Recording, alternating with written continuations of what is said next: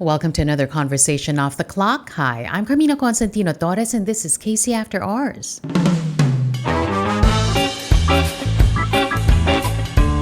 Hindi naman namin alam na marami pala silang hindi kino-coordinate. It took 2 years to make. It cost the city 20 million. Sinabi namin, tumigil kayo, mag-cease and desist order kami. We did that.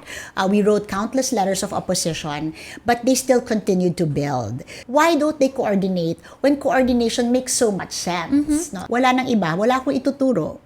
'Di ba? Kundi sarili ko. Siguro, inggit sa akin, 'di ba? O gusto niya yung position ko. There's hope because the people are speaking out.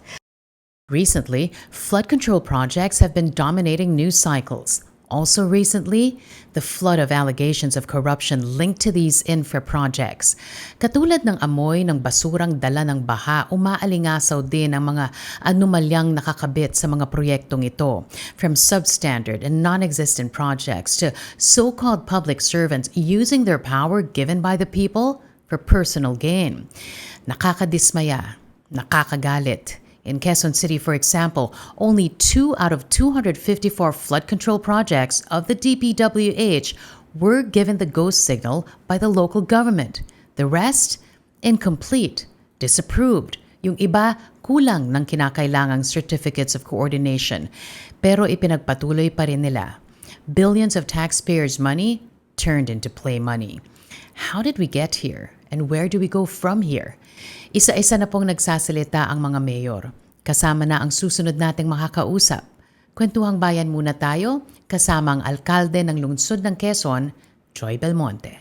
Mayor Joy, thank you so much for joining us today. Alam kong masyado kang maraming inaatupag ngayon, but thanks for taking time out to be with us. It's my pleasure to be here, Carmina. Thank you for having me. Okay, sa dami po nang nangyayari ngayon, okay, let's talk about let's get it out of the way, the flood control projects.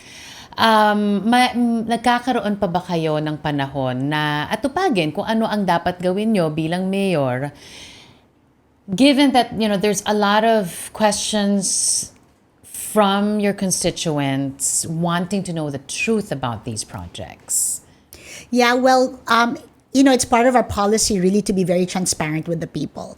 So when this issue of the flood control projects, nung pumutok siya, we really made it a point na mag-imbestiga on our own, no? Para malaman talaga natin kung ano yung mga nangyayari sa ating bakuran. Kasi nga, na-criticize tayo na bakit hindi mo alam kung ano yung mga nangyayari. And so what we did was, I created a team and at first we looked at the Isumbong sa Pangulo website and we looked for all the flood control projects there. But we also did crowdsourcing. So I sent out an appeal to the people of Quezon City. Let me know if there are flood control projects in your communities and let's find out if they are in the list. No?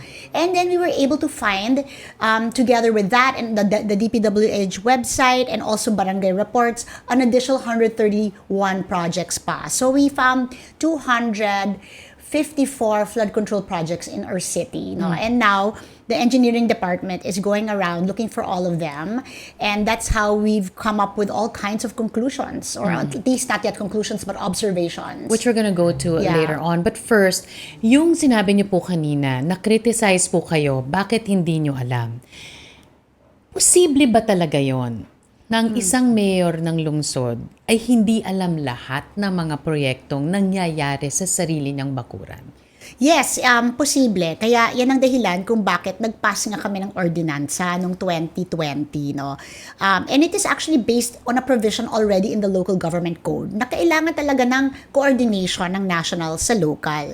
So, dahil may ordinansa kami at meron pa kaming tinatawag nating Infracom, Infrastructure Committee meeting na member ang DPWH, and this is held twice a month. The assumption is they are really telling us the different projects that they're implementing in the city. So there was the assumption of regularity kasi meron kaming ordinansa. And talaga namang kino-coordinate naman yung iba. Pero hindi naman namin alam na marami pala silang hindi kino-coordinate. No? Kaya nung unang, syempre pag hindi mo alam, hindi mo hinahanap, di ba? So, nung una ako na-interview at tapos they brought a reporter showed me a project and asked me if I knew about it. I asked my engineers and then we had no record of it. No, so I honestly told the reporter on TV, no, I don't know about it, but I will find out. And I really got a lot of bashing na bakit hindi mo alam. But it is true because may assumption nga na tumutupad ang DPWH doon sa batas ng lungsod at nag-attend naman sila ng Infracom. So, dapat sinasabi nila sa amin anong nangyayari. Pero ngayon, nung nalaman ko na ganun pala, marami palang hindi kino-coordinate sa amin, nung pinahanap ko, dun na ang dami pala talaga na hindi talaga namin nalalaman na flood control projects. How many districts do you have in Quezon City? 6? I have 6 districts, 142 barangays. We're 3.2 million people. It's huge. It's a huge city. No? So, if you're not looking for a project, and there was no reason for me to look for these projects because I did not know that they were being done in our city in the first place, and we did not know about this massive corruption expose that the president just announced in the SONA. Of course, you would not look for them. But when we started looking, nakita naman namin sila. 6 districts, 6 representatives. Alin sa 6 na distrito na yon ang mayroong pinakamaraming questionableng flood control projects? It's hard to say kung ano yung questionable at hindi questionable in terms of district kasi hindi pa namin yun na co-correlate dun sa district. We're just looking at the projects now, inspecting them. We've only inspected 93 and we have a total of 254 so malayo-layo pa. Pero we've already found some anomalous projects like projects that are supposed to be there but hindi namin mahanap. Projects na nandyan yung coordinates pero iba naman ang location ng project, yung mga sinabing completed pero ongoing pa rin, may mga sobrang generic yung pangalan, hindi mo siya makita kasi sabi, kunwari, flood control project in San Juan River, ang laki-laki ng San Juan River, 4.5 kilometers, saan doon? So, we found a lot of these things. Pero hindi ko pa nakikita or hindi pa namin napag-aaralan which district has the most anomalous projects. However, in terms of budget, District 4, yun ang pinakamataas. District the 4th 4. district, yeah. Do you have the same representative representing that district now after the recently concluded elections? So we have a different representative now in the bar. Okay. But then the funny thing is, there was the representative from 2019 to 2022 is this one guy who's now sitting there again. 2022 to 2025 is a different one, and now the guy who was there from 2019, he's back. So it's kind of hard because it's... Are you talking about Congressman Suntay? Congressman Suntay, he's back. Before him was Congressman Rillo. Yeah. Before Congressman Rillo was Congressman Suntay again. So because of that they keep changing one term at a time, it's really also very hard to know, unless we study very well, whose budget it was that certain projects were implemented. Have Congressman Suntay... whose term, rather. Congressman Suntay or Congressman Rillo, have either of them reached out to you since this all blew up in our faces? Actually, I'm the one who reached out to the congressman because they have lobbying powers, no? That's part of what they are allowed to do. Lobby for funds for projects in their respective districts. No? And I think that's not a secret. So when we finish our drainage master plan, I did meet with all of them. And at that time, it was still Congressman Rillo. And I requested all the congressmen, if you are gonna request or lobby for funds for your flood control projects in your district, kindly use our plan. Because we have a plan. And in the plan, we need 27 billion to complete all our flood control interventions. And we will more or less address this problem after this plan has been implemented. And that was my request to them. Mayor Joy, kailangan pa ba yung ipakiusap sa mga kongresista? May plano ang lungsod, pero nandun ka, nakiusap ka pa kung pwede nilang gamitin. I mean, is that how it goes? Bakit hindi nila sinunod? Kung meron mang suway, bakit? And what could be their explanation? Well, yes, kailangan silang ipakiusap kasi sila yung they decide in a way kung ano yung dapat pondohan or hinga ng pondo from the national government, no? Because they lobby for various projects. So yes, you have to ask them to kindly help because the city does not have enough funds to fund lalo na yung mga projects na transborder, 'di ba? That lalo na yung mga waterway projects or when the projects are along the major roads of the country, that really should be the national government that should be funding these things. No? So we really need the lobbying power of our congressmen. But there's a master plan. Yes. They cannot have their own kingdom in a city. But sadly, that's why we have this problem because clearly a lot of the projects were not following the master plan that I asked that be implemented, and so far I don't know what percentage followed and didn't follow, but clearly quite a number did not follow the plan. Galit ho ba kayo, Mayor Joy, sa nangyayari ngayon? Siyempre, nakaka-frustrate, no? Carmina, nakakainis because we are here sincerely trying to solve a problem that brings so much hardship to our people. And then you see that those accountable and responsible and who have the power to solve this problem are not taking that responsibility seriously and are actually using their power to profit from a problem that is plaguing our country and our countrymen. And it really makes me as a good governance advocate really angry because we are doing our best at the local level to raise revenue, to be able to solve major problems such as flooding. And here, there's so much funds being squandered and wasted and not being used properly when in fact we have a plan that they can easily adopt and just follow, and they already know that these problems can be solved just by following the plan because this plan was made by a very reputable agency. This is the UP Resilience Institute.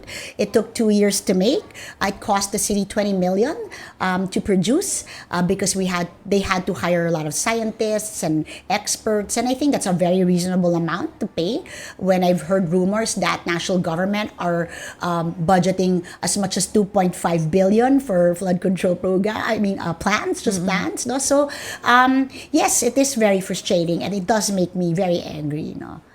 Especially coming from, you're not just a good governance advocate, but we know you as well to be a climate advocate. If I'm not mistaken, Quezon City was the first ever city in the Philippines to declare a climate crisis. Andyan yung trabaho ninyo. Pero yung ginagawa nyo para makinabang sana yung mga constituents ninyo in terms of policies and all that. Pero kung ang katapat naman ay kasakiman, I mean, where does that leave your constituents? Yeah, so it's a little bit sad because, for example, we know that we have a climate crisis, and that is the reason why we commissioned this drainage master plan, because we're thinking ahead, we're thinking towards the future, we're thinking that we are among the top 5 worst affected countries in the world pertaining to the climate crisis. It is our duty now to plan ahead towards adaptation and mitigation, and that's why we did this plan, right? Because we are already we've been told that the weather will be getting worse. These very disastrous disturbances that dapat once in a lifetime lang, ngayon magiging 7 times daw in a lifetime. That's what scientists are saying. We know they're gonna happen. We have to prepare for them. That's what we did. We did our job. But we hindi tayo nagkulang sa national government. Nag-submit ako ng drainage master plan sa DPWH. Nakakalungkot lang na eto pa rin yung nangyayari. Hindi ko naman sinasabi na nagkulang ang mga congressmen kasi pagkausap ko naman sila, they tell me that yes, Mayor, we have lobbied for this much amount and we are gonna make sure we follow the drainage master plan. So now we're trying to assess how many of them have or how many projects have actually been consistent with the plan and how many have not. And I will be reporting that to the public as well. How does this change now the whole relationship that you have with these 6 district representatives as you delve deeper into the investigation? Well, so far it hasn't because I haven't really accused them of anything. We're still in the middle of investigating. And like I said, some of them may have followed our recommendations in the plan. We're still trying to assess. And so that's why at this point, no fingers have been pointed. And everything's still okay because in those projects that I identified. I guess you must be familiar with one of them, the pumping station in Matalahib Creek, which is a tributary of the San Juan River. That was clearly not part of the drainage master plan. That was clearly not coordinated with the city. That clearly the city objected to it. Naituloy ng contractors. Pero the congressman of that district, I sought his help, and he did actually intervene and set up a meeting with me and the DPWH regional director. Care to name the congressman? Yeah, Congressman Atayde of the 1st District of Quezon City. And did it happen under his watch? So, yes, it happened under his watch. In fact, in the beginning, he told me he didn't know about it. So, and I'm thinking, tuloy, I don't want to judge, okay? So I'm thinking, is it possible that maybe the congressman just says to the DPWH, this area is flooded, pero bahala na kayo what intervention that might be possible. I mean, I don't really know the dynamics between the DP, the congressman, the contractor. I really don't know. I have no personal knowledge of what goes on, or how they discuss, or how they negotiate for these things. I remember, even before this whole thing blew up in our faces, I remember you and I having that chat, and this topic cropped up. And I asked you one thing. I think you were also with some of your staff members then. And I said, but who signed off? May pumirma dyan para magkaroon ng pumping station dun sa creek. Tapos ang sagot niyo po, Mayor, nun, hindi niyo alam. Basta na lang siyang nag-appear. And now you're telling us that even the congressman didn't know that it magically appeared. He told me the first time I met him about it, and incidentally, when I met him about it, tapos na yung project. And I just want to say na yung mga taong bayan, lagi akong kino-call out, bakit mo pinayagan, hindi mo nakita. Actually, nakita namin. Okay? Sinabi namin, tumigil kayo, mag-cease and desist order kami. We did that. We wrote countless letters of opposition, but they still continued to build. So, after the first phase lang pala yun, it's a 97 million piece of infrastructure, and meron pa palang phase 2 and 3, which is another 250 million for the actual pump, no, and clearly this structure angered me because it was built on the creek, and later when I think we asked them, why is it on the creek, not on the side, and then they said, because we didn't want to acquire land, but the point is, that's why you coordinate with the city, because the city has the mandate to acquire land. The city can relocate informal settlers if there are informal settlers in a public work site. But if you did not coordinate with us, how could we help you? No? So that, of course, I always think about, why don't they coordinate when coordination makes so much sense? No? So, but back to your question, yes, the congressman told me he wasn't aware about it. And I want to give him the benefit of the doubt. And that's why I'm thinking, maybe is it possible that congressman just say, si Kapitan humingi ng flood control project dito, kindly put one here, and then bahala na si DPWH. But then again, we go back to the master plan. Yeah. An existing master plan. Yeah, so clearly, in this particular case, the master plan was not followed, because in nowhere in the plan do we recommend a pumping station, because as our engineer said, where would you pump the water to? We are not a coastal city. Will you just pump it from one end of the city to another street of the city? Because we don't have the Manila Bay is not next to us, right? So it doesn't make sense. That's why in our master plan, it's a whole lot of detention basins. It's just collecting the water and then releasing them later when there's no more rains. And people always say, bakit sa BGC hindi nagpo-flood? Ganyan. Because that's what they have. They have a cistern. They have a cistern system. And that's what we actually are advocating in our plan. In addition to, of course, renovating old pipes that are very narrow. And given the amount and volume of rain now we have to deal with, we need to have bigger pipes. So, kasama na rin dyan sa master plan yon. Even with the absence of all the information, as you said, you're still conducting the investigation, but knowing only the flow of information and the workflow, who is ultimately accountable here? Where does the buck stop? Well, I think it's DPWH. they are the accountable agency clearly because they're the implementing agency. But and then of course people ask me, like one reporter asked me, so is it just the DPWH, or in the case of Manila, Yorme says it's the contractor? There are just so many players. So I always say, I think it's a collusion. There's some kind of collusion going on here. And it's really not something I thought of. It's based on Senator Lacson's expose or Mayor Magalong's expose, where they name so many players na involved. But that's why also this brings me to my panawagan or my appeal that maybe they might consider downloading flood control programs to local governments that have a plan. So that the accountable agent is clearly the mayor. Wala nang iba, wala akong ituturo.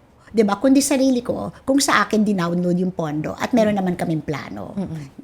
Bakit gano'n na lamang, Mayor, yung pagkasigasig nyo po na matunto ng isang solusyon sa isang problema? Yung kakasabi nyo lang, let the buck stop with me. Why is there such courage behind taking responsibility for the work that you do? Where is that coming from?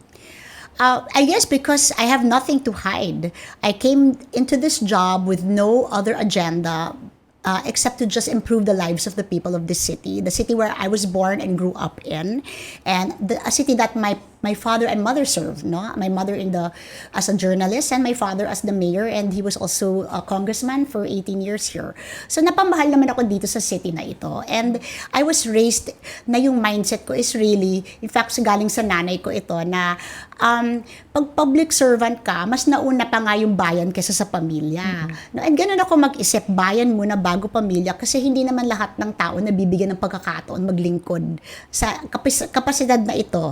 And in a capacity where you have the power to change so many people's lives, no? So how many people can do that? Very few. So when you have that power, you have to make the most of it, maximize it. And that's why when you ask me, where does this courage come from? It comes from within. It comes from an inner desire to just make that difference in the lives of these people.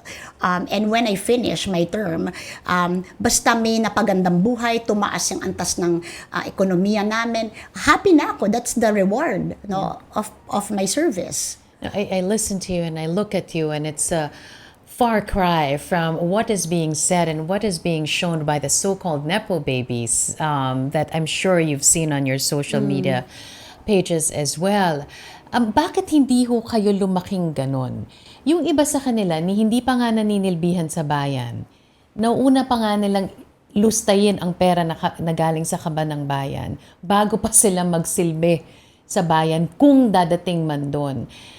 Bakit ganun kaya sa tingin ninyo? Bakit sila naging ganyan pero kayo, yung pwede nating sabihin nauna sa mga Nepo babies, hindi naging ganun ang landas ninyo? Siguro nagmumula rin kasi sa values na tinuro ng mga magulang nila sa kanila. Syempre kung yung mga magulang nila ay kontraktista, negosyo yan di ba? So I guess iba yung values at hindi lang kontratista, politikong naging kontratista, 'di ba? Or kontratista naging politiko, parang ganun sila 'di ba? So ganun na nga. Oh, ganun. So clearly, yung layunin nila sa pagpapasok sa public service is actually to earn money, 'di ba? To make money. Doesn't that make your stomach turn? It does, of course. That's why the values they teach your children is ganun din. Okay? So yung mga bata, hindi nila vina-value ngayon kung what they have, because it was so easy for them to get it. Because being people in positions of power, napakadali makakuha ng mga kontrata. Diba? Hindi mo nga pinaghihirapan yan siguro sa bidding. It's already yours even before it's been identified.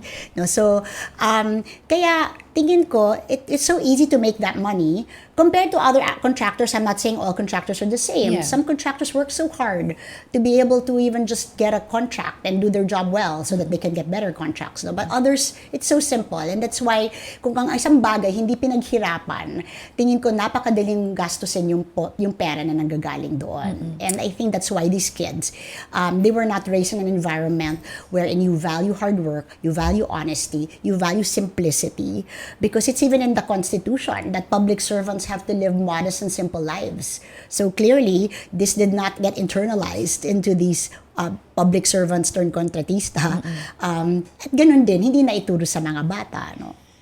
You've been in this realm of yours for so many years already, both as the child of a journalist and also of a lawmaker, Speaker of the House at one point. And you've served 3 terms. This is your 3rd term as a mayor.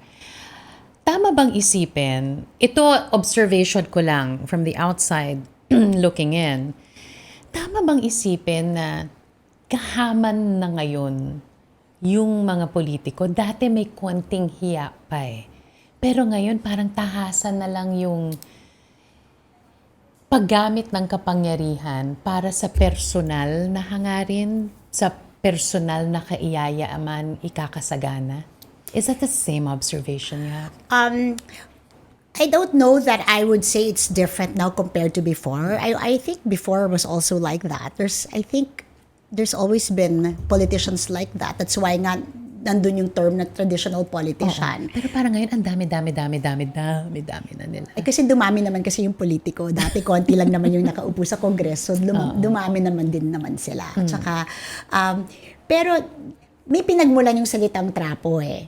At hindi naman yan recent term. Mapatagal na term na yan. Kaya nga, meron tayong movement now towards good governance. Because there are mayors now that have rejected this traditional politics and want something different. So, I think that this kind of very selfish, self-interested politics has always been there, siguro. Or maybe, the more distant past had better politicians, because I understand, of course, that in the more distant past, we had really statesmen as senators, statesmen as congressmen, and then there was this time na naging traditional, and then now naman may movement towards, new types of politics. So, tingin ko, ganun naman talaga. There's always, it's like a circle, it's like parang cycle, merong nangyayari, tapos may magre-react, may pagbabago, tapos may re-react, tapos parang cycle lang siya. But it Yan, doesn't mean, see that. yeah, but it doesn't mean that we should stand, or should it mean that we should stand idly and just wait for the cycle to come around again? Well, definitely not. But you remember there are we had certain administrations where there was really more fiscal discipline. For example, the DPWH under Secretary Singson, I think, was very different from the DPWH that we're experiencing now, no? The time, I don't wanna, syempre, ayoko angat ng bangko, pero nung speaker yung dad ko, alam ko, sobrang disiplinado ang mga congressmen. Alam ko na may magandang coordination sila with the DP. And I don't think there was this kind of scandal sa mga congressmen at that time. Meron yung pork barrel, pero my gosh, when you compare it also naman now to what's going on now, I think that's kind of, diba, kindergarten compared to what's going on now, if we are to believe the news, of course. So, tingin ko, okay, may pagbabago na dyan, hindi na sustain. So, ganito na naman. So, there will be a new movement that will try to make change happen. Masusustain ba yan? So, I always see things as cyclical. But at the end of the day, that does not mean na we become apathetic and hindi na tayo makikialam kasi ganyan naman ang mangyayari. Paulit-ulit lang.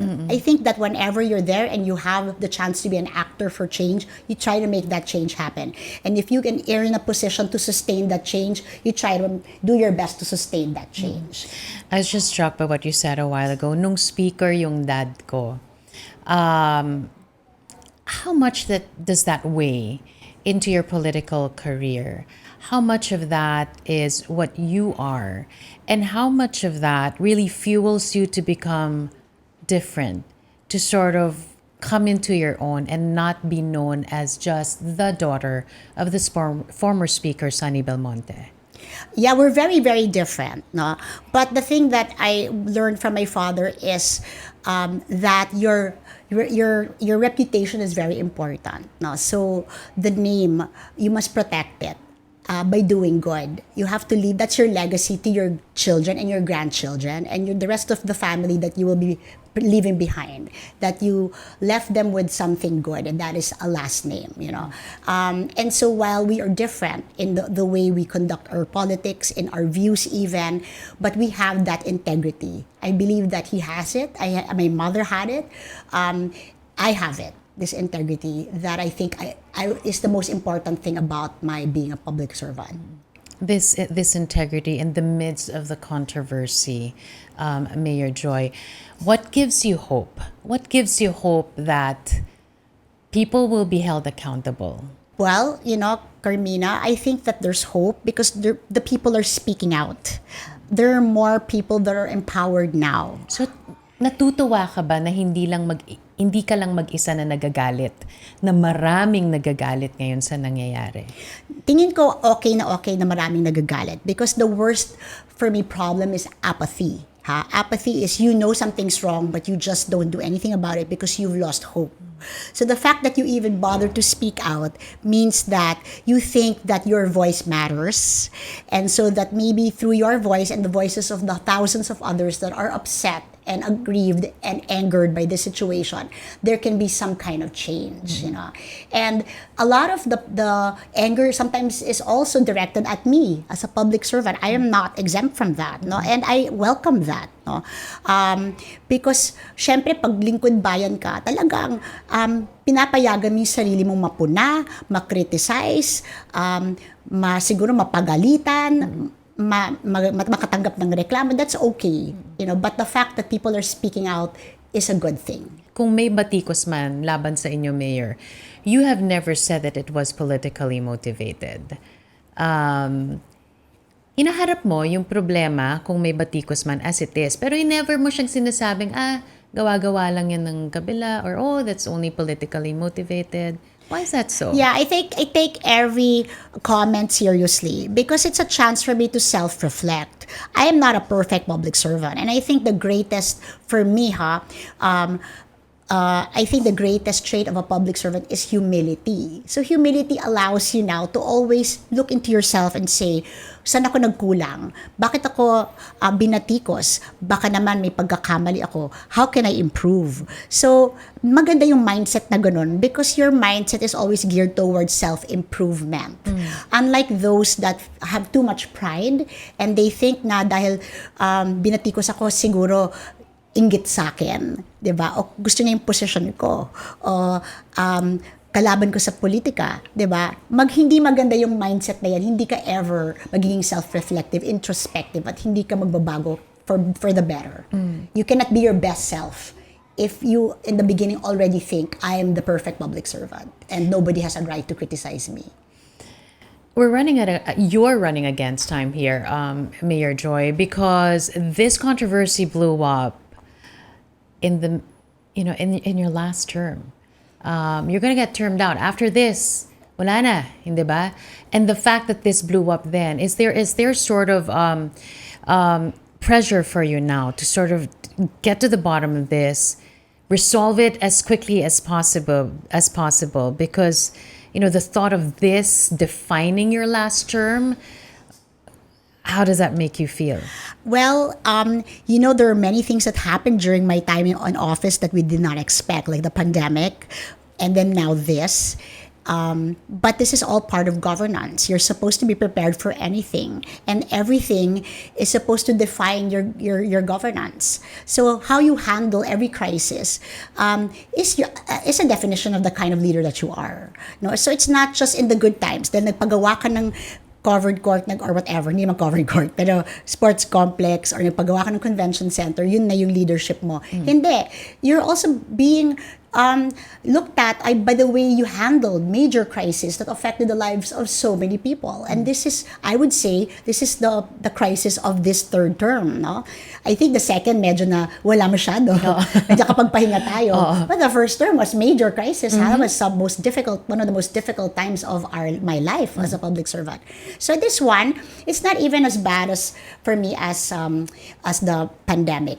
Because this one, I know I'm not accountable here. Okay, I know my job is to cooperate with the president's investigation. I am not expected to file these cases. I just want to unearth as much information as I can that will help the investigation of the president's group, whoever his investigative agencies are, no? And that's exactly what I intend to do. Just unearth the information, give them to him, bahala na siya. Mag-ulat ako sa taong bayan, and for me the flood control projects that I feel are really detrimental, really aggravating the situation in our city, yun ipaglalaban ko sa DPWH na sana i-dismantle nila, i-redesign nila o gibain na nila, no, and allow us now to either implement using funds from the national government that will be downloaded to us, or please, I will insist, use our drainage master plan. No? Pero yan yung tingin kong game plan, kasi hindi naman ako superwoman at hindi ko rin trabaho to hold national government accountable. It is, I think, the president's job to do that. But I would like to help him. Kaya isa sa ginagawa ko now is lahat ng members ng Mayors for Good Governance, which is the organization that I started with Mayor Magalong and Mayor Soto, will tell the mayors, if you're really serious about being good governance advocates, why don't you all help the president and find all those anomalous projects in your respective cities and municipalities and make his job easier so that he can hold people accountable. Marami pa bang mayor na mapagkakatiwalaan, Mayor Joy? Well, maraming sumali ngayong time na to, no? Which is something I made a joke about and it came out on social media, but it was not meant to come out. Pero akala ko... Nagulat ka ba? Nagulat ako kasi I was giving a speech on an entirely different issue, and then I cracked that joke, and it was something that was picked up, and it came out in social media, and I got shocked. But I was surprised as well because the response was actually quite positive. And having said that, yes, it's true that now we have some kind of a vetting process because it became very fashionable to become now a good governance advocate. Para people can distance themselves from this major corruption scandal, right? So, marami talagang sumasali. And ngayon, nung nagpulong kami, napagkasundoan, we cannot just accept everybody, no? Tingnan natin. Kasi nga, susunod ko ng tatanungin. Yeah. So, ilan ba yun yung talagang totoo at naniniwala? Or, yun na nga, because it's fashionable, and maybe even use it as a veil or as sort of a cover. Nakasama kami doon sa grupo nila Mayors Magalong, Soto, and Belmonte. So, goods kami. Ganon. Oo. So, yun na nga yung naging challenge. Kasi, syempre, bilang mayor naman, ako naman, I love all the mayors. We're all in the same boat. We're all managing cities and municipalities. Difficult job. We have to support each other. But on the other hand, we also have an advocacy that we're pushing for, and it's good governance. And we know that not everyone believes in good governance and not everyone practices good governance. So we also have to make sure that our group remains credible. Because kung mapasukan ng mga tao na later on malaman na unethical pala yung form of leadership nila, or nagkaroon pa sila ng kaso or something, or they are part of a massive dynasty, that na hindi na nakakabuti sa kanilang lugar, kasi that's also contrary to the principles of good governance, makakasira sa samahan natin, and eventually the movement will not move forward if there's a bad egg inside the group. So the group decided that we have to have some kind of a vetting process. Okay. Yeah. So, but let me just go back to what I said earlier. You're on your last term. Talk about good governance, but what are you going to do with it at the end of the term? I mean, is there any other plan for Mayor Joy Belmonte past the current term? Well, at the moment, no, Carmina, so we've made a lot of reforms really in the city government. I'd say we've made so much progress in terms of at least minimizing corruption tremendously, I think. And we've managed to change the culture in City Hall from one that's the usual bureaucratic red tape to something that's fast, efficient, responsive, And public-facing talaga. Yes. Diba? Yeah, and transparent. No? And these are really the values of good governance. And we are willing to be accountable. No? So, kapag may lumabag sa mga batas sa City Hall, kahit empleyado yan, we don't protect. We really file the cases because na-warning na kayo, nasabihan na kayo, ganito kami dito ngayon. No? And if you don't follow, you face the consequences. And we did. No? There was somebody, an employee just a few weeks ago na na-entrap ng police. And we filed the appropriate cases against this person. Tapos, naghahanap pa kami ng mga kasabwat niya sa loob, no? Kasi, kailangan may cleansing process, no? So, we still continue to do that. Pero, syempre, one thing is we have to institutionalize the reforms that we started. So that has to be, that means strengthening the institutions in the city. That means na kailangan maging mapasa ordinansa natin yung mga reforms na nagawa na natin. Ang role ko ngayon bilang ngayong senior politician na sa Quezon City is to mentor these young ones while I'm there, institutionalize the reforms, and try to at least make sure na may succession plan tayo kung saan may pagpapatuloy yung nasimulan natin or at least mapoprotektahan yung nasimulan natin should the next mayor be not of the same mindset as us. No? But can you honestly tell us, Mayor Joy, that you can turn your back away from politics? Well, at this point, of course, I'm so tired because this work is really tiring. And I'm looking forward to resting, So, although my son always says, I don't think you're going to rest, not even for one day. So, I don't know really what my future is. I've not thought that far. All I'm concerned about is, wait, I have only 2.5 years or so to make so much changes, to do so much more things that I intended to do, that every minute now counts while I'm in office. No? So, sabi ko nga, I work as if every day is my last day of work. Ganyan na ako kasipag ngayon. Kasi gusto ko talaga lahat ng pinangarap ko ay maibigay ko sa tao bago ako bumaba sa pwesto. Pinag-uusapan na rin natin ng tao, Mayor Joy. Pag nakakasalimuha mo ang mga constituents mo, kita mo sa kanila yung problemang dala-dala nila araw-araw. Pero kita mo rin yung solusyon. Pero pag ikaw mismo ang tatanungin, Mayor Joy, saan ba patungo ang bayan na ito? Anong sagot ninyo? Sa lungsod ko, masasabi ko sa Quezon City, tingin ko it's heading towards a more positive direction. Kasi nakapag-institute tayo ng mga mekanismo na sa tingin ko ay makakatulong talaga sa pag-unlad ng lungsod. Like participatory governance, for instance, is something that never was experienced by the people of Quezon City. Now, we're so into participatory governance. Even our budget is subject to participatory budgeting. The people are part of the budgeting process now. And just earlier, some of my department heads showed me the new budget. Ang daming naipasok na programa na dati wala. And sabi nila kasi nakipagkonsulta kami sa tao. At eto yung sinabi nilang kailangan nila. And so, nakikita ko na yung mga tao involved na ngayon, nakikita ko na alam na nila yung mga karapatan nila. Nakikita ko na hindi sila natatakot na iparating ang mga hinaing nila, na yung boses nila napapakinggan. And if we are able to maintain this momentum, I feel Quezon City will move forward. Now, about the country, I cannot really say. And I please forgive me if I do not give an opinion about the way that I see the country going.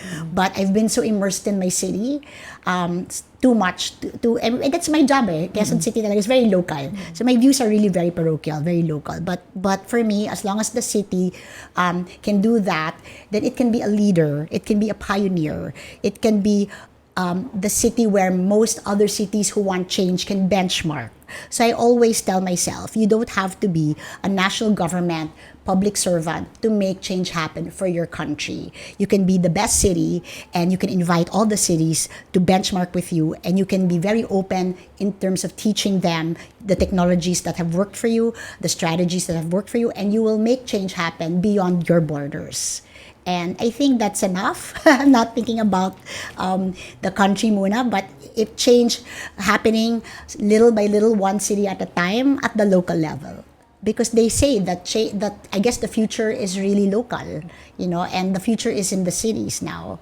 And that's happening. That's a trend that's going on all over the world. That's why there are so many networks, global networks, that are no longer countries, they're cities. Cities of the same mindset, of the same values, of the same advocacies, working together now, banding together and fighting for what they believe in. Quezon City Mayor Joy Belmonte, thanks so much for joining us here in their podcast. Thanks, Carmina. And that's it for another episode of KC After Hours. You know the drill. Like and subscribe. I'll see you on the next one.